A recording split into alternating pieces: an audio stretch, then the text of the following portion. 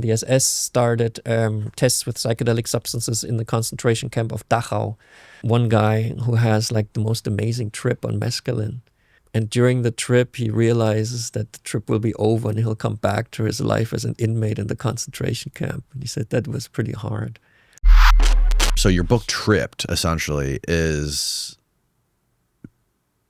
about LSD and how we got LSD from the Nazis and tried to use it as a truth serum to try to do different things. And, you know, people are familiar with shit like MKUltra and Operation Chaos and all the stuff that was going on. I mean, I wanted to write about the early history of LSD, not about what went wrong in the 60s when all the hippies were taking it. So because I was actually curious about why was Sandoz, the Swiss company that made it, not able to turn it into a product. Because I had found reports like when they found LSD in 1943. They didn't really know what it was, so they created an intoxication room within the company, and employees could just go there, and then they would receive LSD, maybe 20 milligrams or micrograms, 100 micrograms, and like people then just took LSD and looked out the window, and they'd be in there all day. Yeah, I mean, there was a secretary typing, and people really liked it. Like they loved it. They were like, finally, I feel like I always want to feel. I can think much better. So Sandoz thought that they had a potential big hit on their hands because this was in 1943, World War II raging. Yeah. So a lot of people have and will have mental problems, right? Like depression and trauma.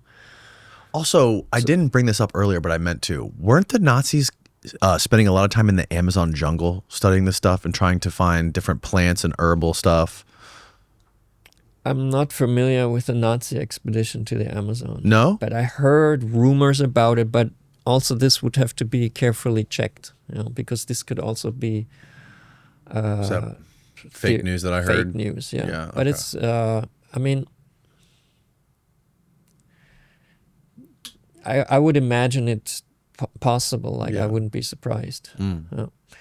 So when the Nazis were looking for the truth drug in 1943, there was one guy that played a crucial role in this search, and his name is Richard Kuhn, and he was the leading German biochemist. He received the Nobel Prize for chemistry, and he was best friends with a Swiss CEO who had discovered LSD, and they had been friends since the 20s, so they had been friends for a long time. And they'd always shared their knowledge. And I found the document, like the letters between them. I read the letters between them. And so this Nazi chemist who's supposed to find the truth drug for Hitler receives the knowledge in 1943 from his best friend Stoll.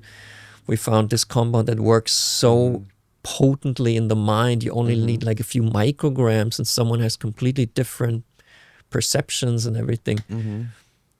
So the Nazi scientist, and you can call Kuhn a Nazi scientist. I mean, he was basically a German scientist, but he like started his lectures with Heil Hitler and stuff like that. So it's he makes it clear that he's part of the system.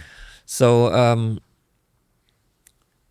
he finds this very interesting, and he asks Stoll to send him 0.5 gram, and he receives 0.5 gram, and then the Nazis, the SS, which is a Nazi organization, the SS started tests with psychedelic substances in the concentration camp of Dachau at that time. So the Nazis were testing the prisoners with LSD? Yeah, and mescaline. They were trying to, and then they would talk to them like it was one-on-one, And sometimes the person was told that in the coffee there's a drop of something, sometimes not. But it was like checking out whether you can use that situation to your advantage in an interrogation, which I guess would be true, because the other person would be confused, and that gives you an edge over that other person, I would imagine. And if the trip's very strong, if you're able to exploit that somehow with your power position, that's like scary mind control experiments done in the concentration camp of Dachau. And I've read some reports, like one guy who has like the most amazing trip on mescaline, and he really loves it. And during the trip, he realizes that the trip will be over and he'll come back to his life as an inmate in the concentration camp. And he said that was pretty hard. Wow. That's crazy. Yeah. But he survived it and later wrote about this. Oh, really? Yeah. So that basically put LSD in a position where when the US military, when they invaded the concentration camp of Dachau, became aware of it because they confiscated the SS papers. They had them reviewed by their drug expert, which was Professor Beecher from Harvard University.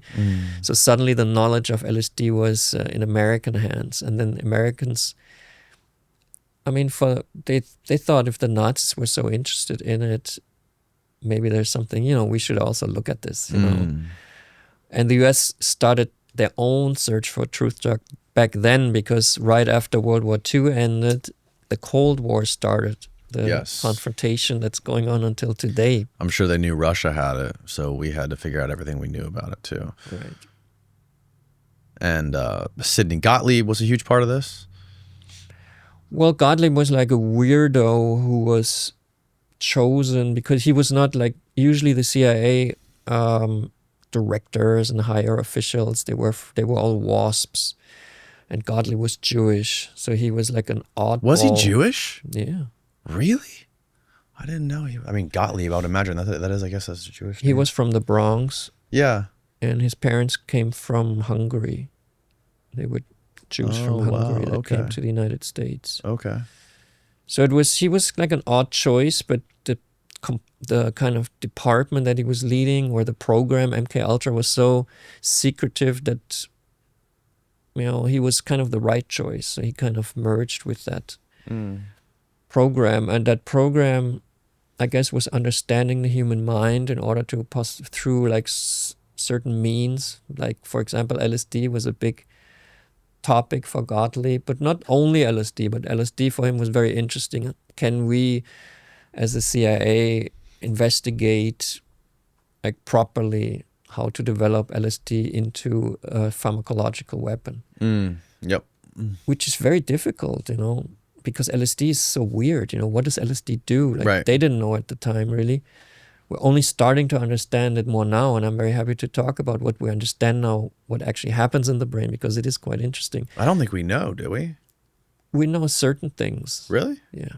What do we actually know? And how do you prove anything? Like it's all like so much of it is subjective and anecdotal. Well, there's brain scans are being done with brains on substances, so you can see the difference in the energy flows in the brain. And one of the leading experts in the field is Professor Vollenweider. I write about him in Tripped. He's a professor at Zurich University.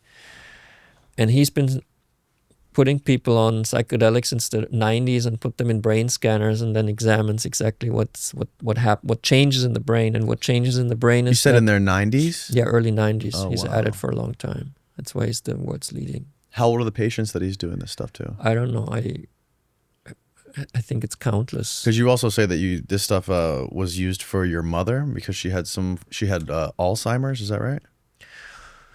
Yeah, I mean, I actually asked Vollenweider while doing research for the book. I got to know him because I knew he's the world's leading expert. He can actually tell me what happens in the brain. And I had read a white paper that low dosages of LSD are good against Alzheimer, and therefore we decided to research this properly and then maybe administer it in the family. So it was kind of my family job to research the true story of LSD. That's basically the story of Tripped, of this book, which I therefore wanted to call LSD for Mom, because it was basically about LSD for my mom. And so the story of Tripped, the story of LSD, is what I came back with at the end to my father, who had been a judge before, not a drug person, but a man of the law. And he read my report on LSD, and he said, he also thought it was a good idea. So we all in the family decided to use it. And it's been very helpful for my mom. And for example, in Australia, it is now dementia patients are receiving LSD legally. Australia is the first country that has made this kind of treatment legal and possible. And from my experience, I think psychedelics are very interesting in treating dementia. I think this is something that has to be looked at. It's very important because dementia is the pandemic of the future. It's what a lot of people will be getting. It's an increasing disease, and we have no medication right now. Do we know why it's increasing? More people, more old people, but I'm not a dementia expert. But I know it works. LSD works against dementia for my mother, and that was quite amazing to see whenever she does that. And what is the law in Germany in regard to using psychedelics to treat different ailments like this? Is it the same as in the U.S.? Yeah, it's illegal. And my father was visited by 4 young policemen, and since he was like one of the highest judges in the state, and everyone knows that, they were very timid and approached him in a shy and respectful manner, but asked to have a glance into the fridge. And because I write about it in Trip, so apparently they had read the book, and I write about that he takes it out of the fridge. But that day there was nothing in the fridge, so they were like, okay, we see there's nothing in the fridge, and they left, and they stopped the investigation, so it was officially dropped. It's officially been dropped. He was already kind of looking forward to it. That's the benefit of being a judge. I'm just kidding. No, he actually, he thought it would be fun to be in court. Be accused. Yeah. Did you ever get convince your dad to try it? Yeah, he's tried it a few times in microdoses, and usually doesn't feel anything. You can't feel like the hallucinogenic effect. No, or that microdose, but you could feel a little like drinking an espresso, maybe. It does something to the brain, right? Like it does. Yeah, it stimulates. The first time I microdosed mushrooms, like I didn't feel high at all, but I felt just like smiley and happy, and like I thought everything was funny. I mean, so what Vollenweider found out is that certain areas of the brain receive less energy when you are on a psychedelic, and the area that receives less is kind of a command center. Some neuroscientists call it the default mode network. Oh yes, and that is what kind of tells you right now that you're doing a podcast with me, and that it's like associated with like the ego, right? Yeah. Like me, I'm here doing this now. Yeah. And if this receives less energy, then you're more open to perceiving something not being separate, because you don't the ego like immediately judges this as a can, but if that judgment wouldn't be there, you look at it and you kind of maybe see like it's how beautiful it is, maybe as an object. I don't know. You would see something else. So that is what he could see actually in energy flows. Also, he could detect that on psilocybin, unpleasant memories are less often recalled than not on psilocybin, and that makes the antidepressant effect. Really? Yeah. Huh. Because we all have negative things inside of us, obviously. Yeah. Some more severe than others, but we all have them. Yes. It's just a question, do you access them the whole time? Do you get into loops and repeat them the whole time? And psychedelics disrupt that. Interesting. Yeah.